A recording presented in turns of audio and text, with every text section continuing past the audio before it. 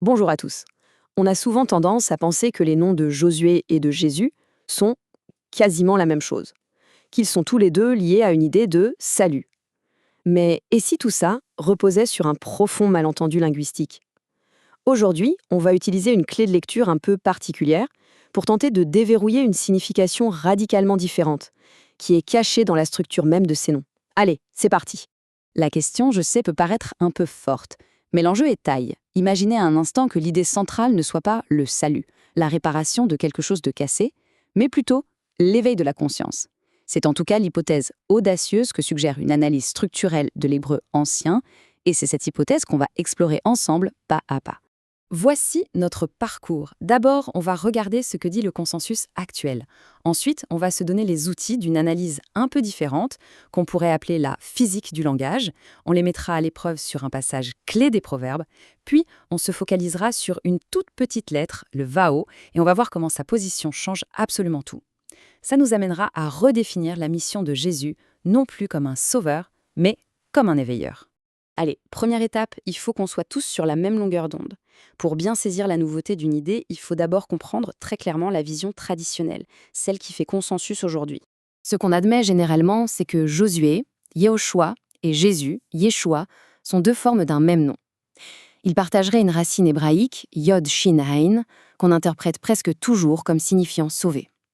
L'idée, donc, c'est Dieu sauve. C'est précisément ce point de départ, cette traduction même, que l'analyse qu'on suit aujourd'hui va remettre en question. Bon, maintenant, on entre dans le vif du sujet, dans la méthode. Il faut oublier un instant les mots comme des simples étiquettes.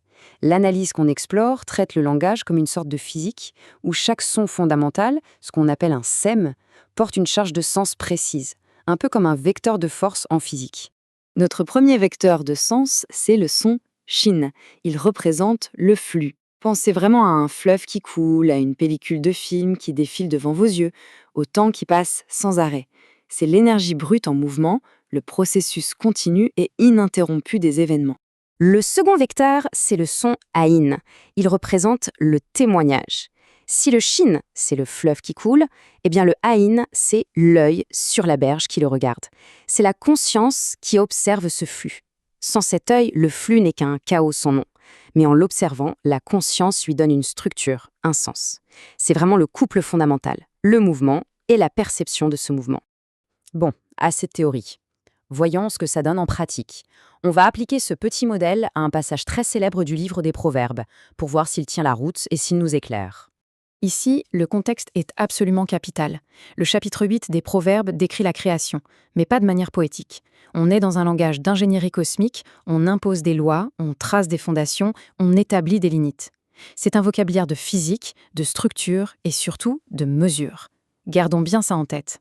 Et c'est là qu'il y a un truc qui cloche. En plein milieu de ce vocabulaire d'ingénieur, on trouve le mot chachouiller, qu'on traduit systématiquement par plaisir ou délice, une émotion.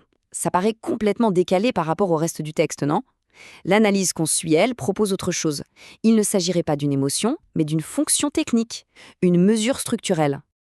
Alors, pourquoi mesure? Eh bien, il suffit de regarder la structure du mot. Chachouiller, c'est un redoublement du couple qu'on vient de voir. Shin, aïn, flux, témoignage. C'est flux, témoignage répété. Dans ce contexte de création, ça décrit parfaitement une fonction, l'acte de mesurer en continu le flux pour le structurer. La sagesse divine n'est pas là en spectatrice ravie, elle est un instrument de mesure actif. C'est une fonction de la conscience, pas une simple émotion. On arrive maintenant à la pièce maîtresse de l'argumentation, le cœur du réacteur, si je puis dire. Une toute petite lettre, le wow, et surtout sa position qui va faire basculer toute notre compréhension. D'abord, le nom de Josué. Ce qui est fondamental ici, c'est de regarder où est placée la lettre wow. Dans son nom, elle est préfixée, c'est-à-dire qu'elle vient se mettre avant la racine principale, shin, aleph.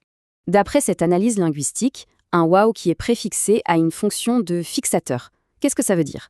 En gros, il désigne un événement qui est déjà décidé, qui est achevé, une action passive.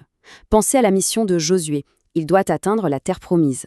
La destination est fixée à l'avance, elle est déjà dans le GPS en quelque sorte.